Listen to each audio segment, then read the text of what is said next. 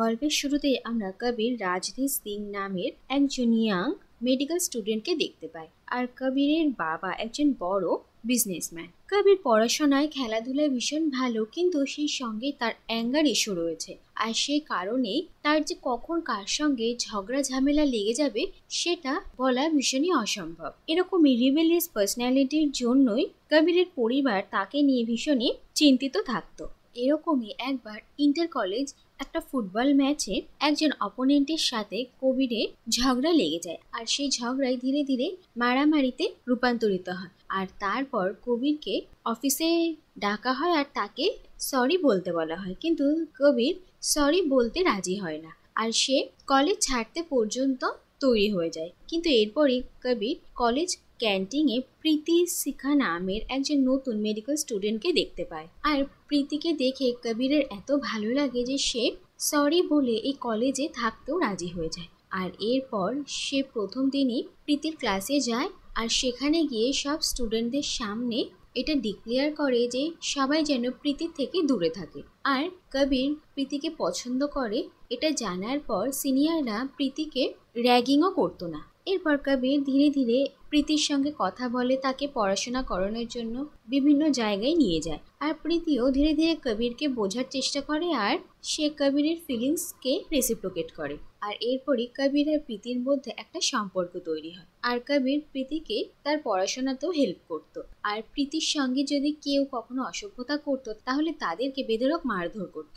এরপর কবির MBBS degree complete করে আর further এডুকেশনের জন্য সে মুসৌরি যায়। আর লং ডিস্টেন্স রিলেশনশিপ থাকা সত্ত্বেও কবির আর প্রীতির রিলেশন বেশ ভালোই চলছিল।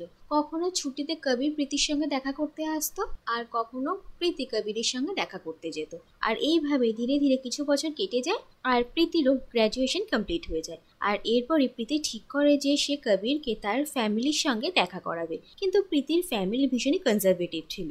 আর প্রীতির বাবা অলরেডি প্রীতির জন্য ভালো ছেলে খুঁজলেন। আর এরপর একদিন কবির প্রীতির সঙ্গে তার বাড়িতে দেখা করতে আসে, আর সেই সময় ছাদে প্রীতির বাবা প্রীতি আর কবিরকে কিস করতে দেখে নেন, যেটা দেখে তিনি ভীষণই রেগে যান। আর কবির আর প্রীতির কোনো কথা না শুনেই তিনি কবিরকে ধাক্কা মেরে বাড়ি থেকে বার করে দেন। আর এরপর কবিরও নিজে রাগ শান্ত করতে পারে না, আর সেও প্রীতির বাবার উপর চিৎকার করে আর তাকে উল্টোপাল্টা কথা শোনায়। আর এরপর যখন প্রীতি কবিরকে শান্ত করার চেষ্টা করে আর তাকে বোঝানোর চেষ্টা করে, সেই সময় কবির প্রীতিকে 6 ঘন্টা সময় দেয় এটা ঠিক করার জন্য যে প্রীতি তার পরিবারকে চুজ করবে না কবিরকে। আর 6 ঘন্টার মধ্যে যদি প্রীতি কবিরকে কোনো উত্তর না দেয় তাহলে কবির এই রিলেশনশিপটা এখানে শেষ করে দেবে। এরপর কবির সেখান থেকে বাড়ি চলে যায়, আর প্রীতি আশ্চর্য হয়ে যায়। এরপর দেখা যায় যে 6 ঘন্টা কেটে যায়, আর কবির মনে করে যে প্রীতি তাকে ছেড়ে দিয়েছে, আর সেই কারণে কবির সুইসাইড করার চেষ্টা করে, কিন্তু কোনো রকমে তার প্রাণ বেঁচে যায়। কিন্তু সে 2 দিন ধরে অজ্ঞান থাকে। আর কবিরের জ্ঞান ফেরে তার দাদারই বিয়ের দিন সকালবেলা। আর তারপর কবির সেখান থেকে সোজা প্রীতির বাড়িতে যায়, আর সে দেখে যে প্রীতির বাবা এই কয়েকদিনের মধ্যে প্রীতির জন্য একজন ছেলে খুঁজে তার বিয়ের ব্যবস্থা করেছেন। আর কবির প্রীতির বিয়ের মাঝখানে পৌঁছয়, আর সে প্রীতিকে আটকানোর চেষ্টা করে, কিন্তু প্রীতি কবিরের ওপর এত রেগেছিল যে সে কবিরের কোনো কথাই শোনে না। আর অন্যদিকে আমরা দেখি যে কবির যখন অজ্ঞান ছিল তখন প্রীতি কবিরের সঙ্গে দেখা করতে আসে, কিন্তু কবিরের পরিবারের লোকেরা তখন প্রীতির সঙ্গে কবিরকে দেখা করতে দেয় না, আর তাকে এখান থেকে চলে যেতে বলে।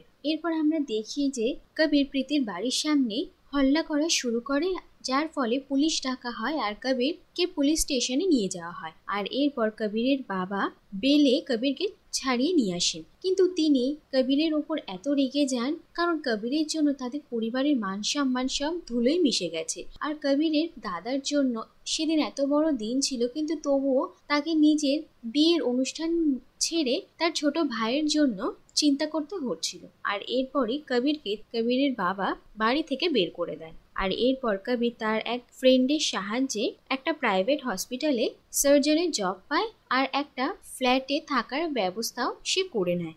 এরপর দেখা যায় ধীরে ধীরে দিন কাটতে থাকে, আর কবির নিজের জীবনে আরো অবনতির দিকে এগিয়ে যায়। এমন কোনো নেশা বাদ ছিল না যেটা সে করতো না, আর নানা রকম মেয়েদের সাথে অবৈধ সম্পর্কেও কবির জড়িয়ে পড়ে। আর সে তার বাড়িতে একটা কুকুর পোষে, যার নাম সে রাখে প্রীতি। আর বাড়ির কাজের মহিলার সঙ্গে ছোটখাটো বিষয় কবিরের দিনরাত ঝামেলা লেগেই থাকতো। কিন্তু এত সব কিছুর মধ্যেও কবির সার্জন হিসেবে 7-8 মাসেই অনেক নাম করে ফেলে।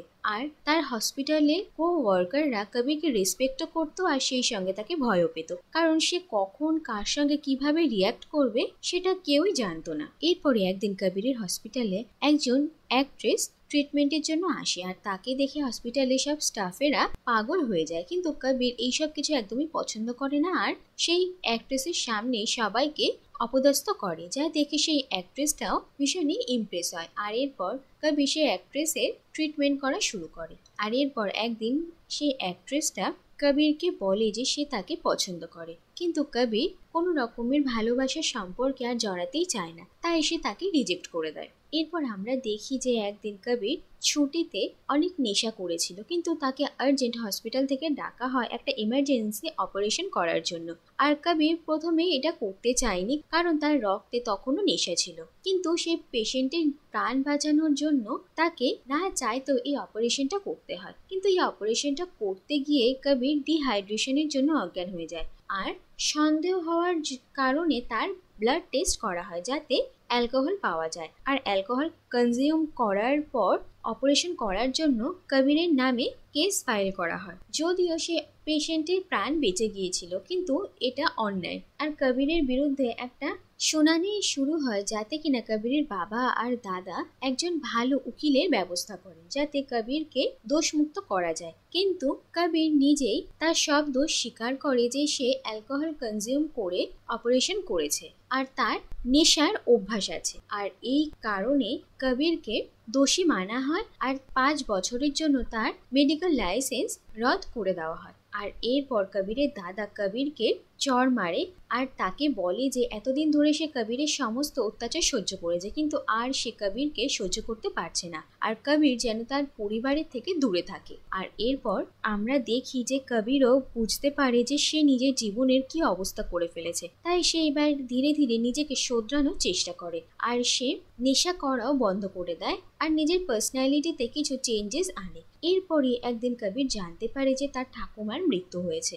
আর কবির তার ঠাকুমাকে ভীষণ ভালোবাসতো আর নিজের ঠাকুমার মৃত্যুর খবর শুনে সে আর নিজেকে সামলাতে পারে না আর সব রাগ অভিমান ভুলে তার বাড়িতে আসে। আর কবিরকে দেখে কবিরের বাবারও সব রাগ গলে জল হয়ে যায়। আর এতদিন পর কবির আর তার বাবা একে অপরকে দেখে আর তারা একে অপরকে জড়িয়ে ধরে। আর কবির এবার থেকে নিজের বাড়িতেই থাকতে শুরু করে। আর কবিরের বাবা কবিরকে নিজের জীবনে সুস্থভাবে বাঁচার অনেক মোটিভেশন দেন। এরপর কবির একদিন বাইকে করে ঘুরতে বেরিয়েছিল আর সে একটা পার্কে প্রীতিকে দেখে আর প্রীতি প্রেগনেন্ট ছিল, যেটা দেখে কবিরের ভীষণই খারাপ লাগে। আর এরপর কবির এটা রিয়েলাইজ করে যে সে প্রীতিকে আজ পর্যন্ত ভুলতে পারেনি আর সে প্রীতিকে ছাড়া বাঁচতে পারবে না।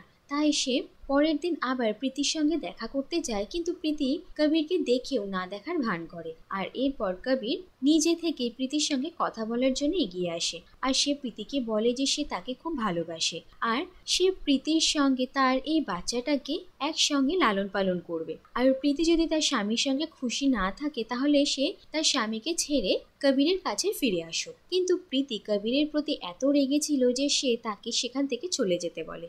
আর এরপরে কবিরের বন্ধুর কাছ থেকে প্রীতি জানতে পারে যে এ কদিন কবিরের সঙ্গে কি হয়েছে। আর প্রীতি অন্য কারোর সঙ্গে বিয়ে হয়ে যাওয়ার পর এই কয়েক মাস কবির কিভাবে নিজের জীবনটাকে একটু একটু করে নষ্ট করেছে। আর এখন তো তার মেডিকেল লাইসেন্সও 5 বছরের জন্য রদ করে দেওয়া হয়েছে। আর এইসব কথা শুনে প্রীতি কবিরকে বলে যে এই বাচ্চাটা আসলে কবিরেরই, আর তার যার সঙ্গে বিয়ে হয়েছিল 3 দিনের মধ্যেই সে তার স্বামীকে ছেড়ে দিয়েছিল।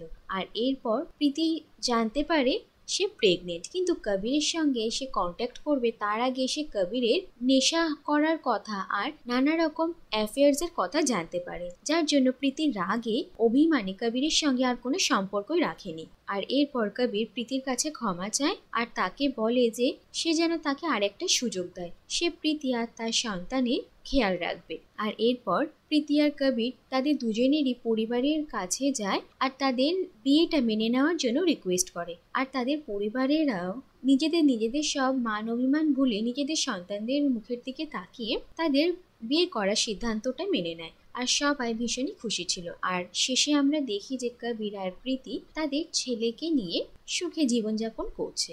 আর এর সঙ্গে এই কাহিনীটা এখানে শেষ হয়ে যায়।